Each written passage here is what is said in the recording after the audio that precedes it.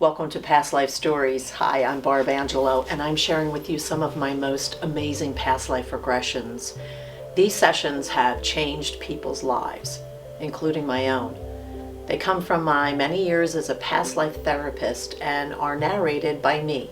It's kind of like I'm reading you a bedtime story. Little heads up though, as beautiful as these stories can be, they can also be traumatic and at times even a little graphic, so definitely not for little kids' ears. Listen closely to the first couple of minutes because you'll get some background information and also some clues that will connect the past life to the present life. Names have been changed and some of the information, but I can assure you these stories are very real. And stick around till the end because I'll explain how you too can learn and even heal from these regressions. If you'd like more stories on past lives and more information on past life regression, subscribe to my channel. But for now, sit back, relax, and enjoy.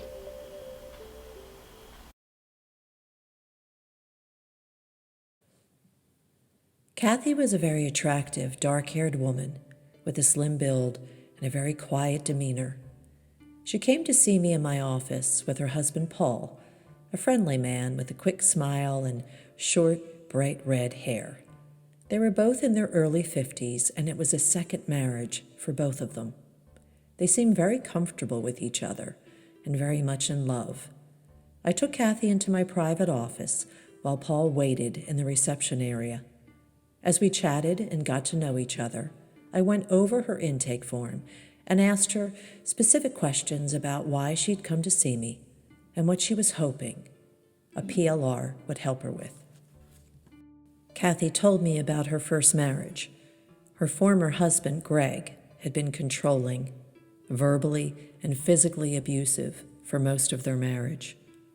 She knew she needed to leave, but had always felt very weak and tired and defeated. But there was a part of her that persevered, and she finally found the strength to fight him back through a divorce. And although she hadn't been interested in dating just yet, she had met Paul through a friend and was immediately drawn to him. He was friendly and funny, and I loved his red hair, she said. I felt as if I knew him already. It was just so easy and natural to be with him. They had been married now for 3 years, and although she seemed happy, there was a sadness, a kind of tiredness about Cathy. My job is very boring, she said, but it pays the bills. I'd love to do something more meaningful, more spiritual with my life, but every time I try and learn something new, I get excited, and then I feel silly and end up quitting. I don't know why I can't stick with something, or why I worry about what other people will think if I do something different with my life. Paul was very supportive and was the one who had encouraged her to see me, hoping that she could find some answers in her past. I asked Cathy some more questions and explained what she could generally expect when I guided her throughout the session. Now, every session and outcome is unique to the client, but there are certain processes and guidelines that I need to follow. The rest is really up to the person's higher mind, subconscious, and even their spirit guides, as far as what they really truly need to heal at that time. As Cathy reclined comfortably in my big office chair, I lowered the lights, played some soft music, and began hypnosis. After about 30 minutes, her mind had entered the focused, relaxed state needed, and she began to access her first past life memory. I'm walking down a street. I think it's dark out. I can see my shoes, and it looks like cobblestones that I'm walking on. I can feel the unevenness of them. I'm a woman. I'm wearing a brown coat over a longish dress, and my shoes are very sensible. I think I have a hat on. It's cold. I'm not very attractive. My name is Elizabeth, but everyone calls me Beth. I think I'm rather young, in my early 20s, and I'm headed somewhere, but I'm not sure where. I feel like I have a purpose. I'm not just walking or wandering. I think I'm going to a meeting. Yes, there's a meeting somewhere, and I need to be there. I asked her what country she was in, and she said without hesitation, Boston. She described the part of town that she was in now. The further she walked away from the center of the city, the darker and dingier the streets and her surroundings became. At last, she came to the place where she was headed. It's an old building. There's no signs. There's nothing really on the door. It's very nondescript. There's steps outside and an old wooden door. I instructed her to go up the steps and through the door. I feel like this meeting, this place is very secretive, like no one should know I'm here. I'm walking down a long hallway. It's kind of dark, but I see a light at the end. There's a room at the end of the hallway. As she entered the room, she began to describe what she saw. There's a bunch of women, several women, and they're seated around a long wooden table. The meeting has already begun. I'm late, but that's okay. They're smiling at me. They're happy to see me. But they're also quite serious. There's work to be done. So I sit down and I join them in the conversation. I ask her who these women are and why they're meeting in secret. I'm not sure. We're talking about something important to us. I told her to lean in and imagined that she could turn the volume up. Cathy lifted her face, her eyes still closed in the chair, as if she was straining to hear the conversation. It's something about women's rights. Yes, we're all talking about the rights of women and how we need to fight. We don't want anyone else to know we're meeting like this. Many men and even women don't want to hear about it. They don't think we should have good jobs or hold office, that we should all just be mothers and wives, that raising a family is all we're supposed to do, all we're good for. But we're all strong women, and we're smart. We want more. We're angry that we're not allowed to do the things that men can do, like have good jobs that pay well. The scene played out, and when the meeting ended, Beth headed home to her small apartment. As that scene faded and the next scene opened, we find ourselves once again back in the old nondescript building with another meeting with the women. Cathy was now able to see more details in her mind. She could see the women more clearly. I asked her to look more closely at them, taking her time to move from one to the next and notice not just what they looked like, but to get a sense of their souls. Was there anyone there who seemed familiar to her? She stopped at one of the women and lingered. Yes, her name is Irma. Her name was Irma in that life. She has beautiful long red hair. She's very pretty. I'm in love with her. I asked her, does Irma remind you of anyone in your life now? Cathy hesitated, then caught her breath. It's Paul. Oh my God. It's Paul. She's Paul. Irma and I, we love each other, but we can't be together. We can't go out in public. It would be wrong. People wouldn't understand. That's why we all meet in secret. We're women who love women, not men.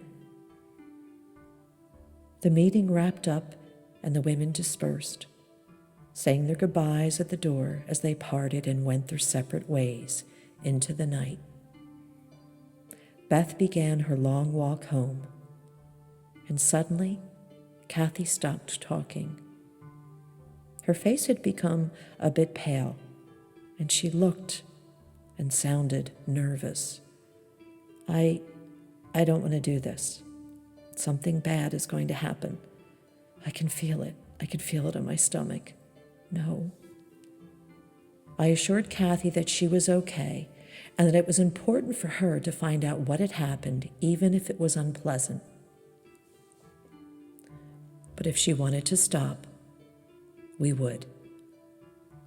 No, I want to continue. I know I need to do this.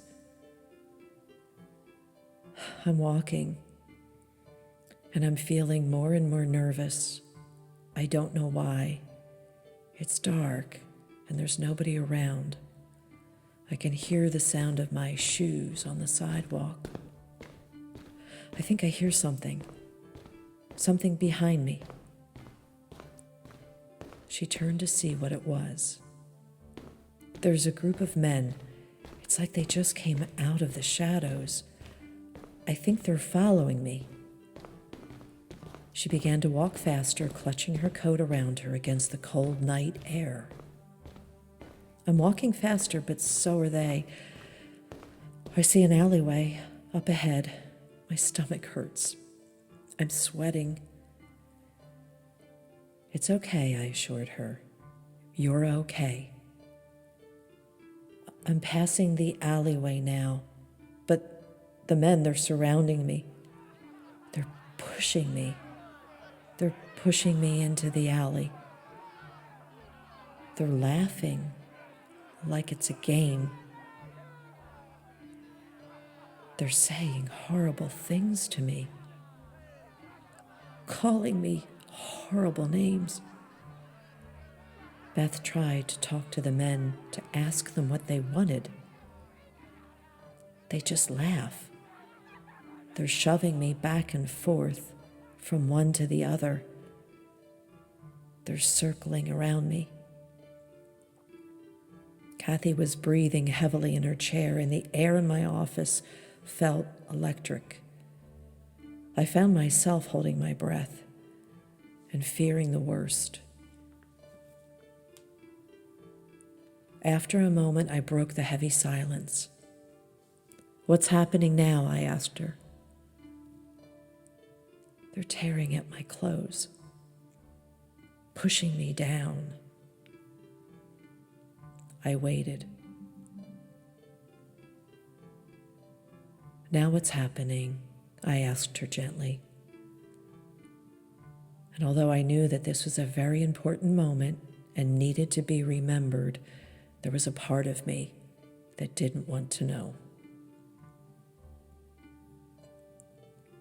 They take turns with me, raping me.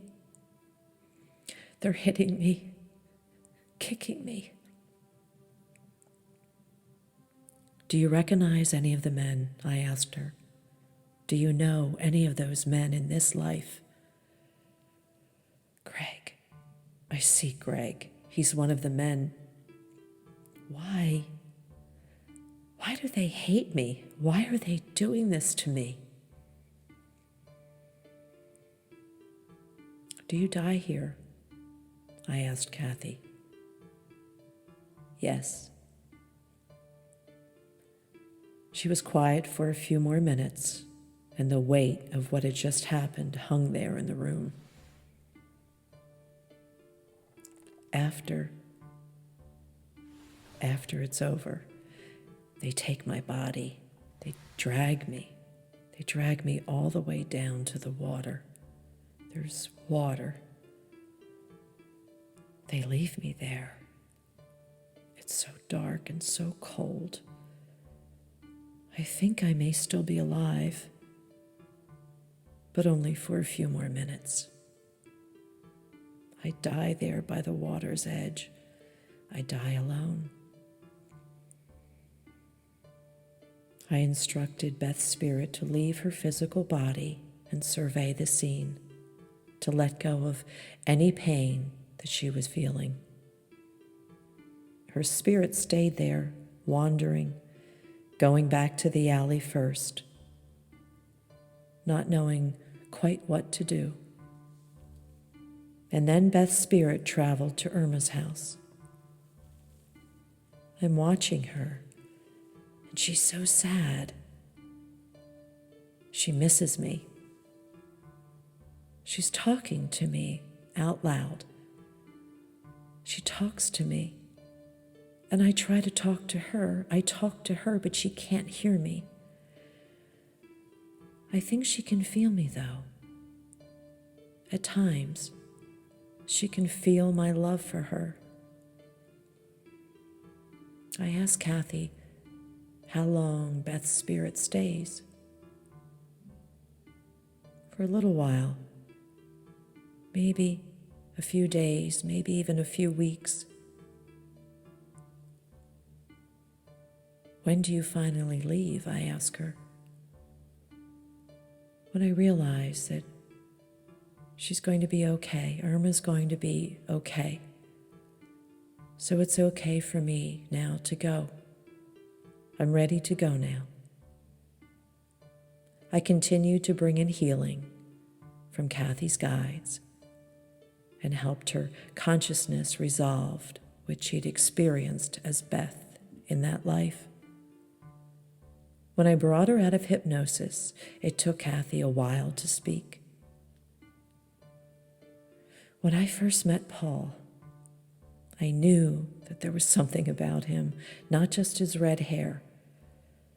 I knew that I had loved him before.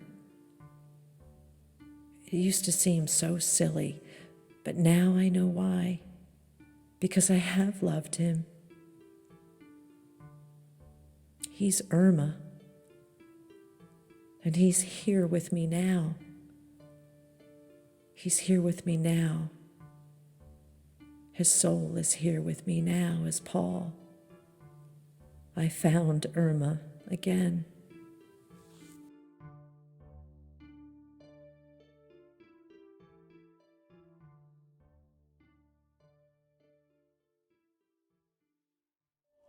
Wow, that was pretty emotional.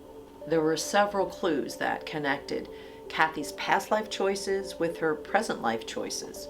Her ex-husband, Greg, who was abusive and controlling, actually took part in her murder in that past life.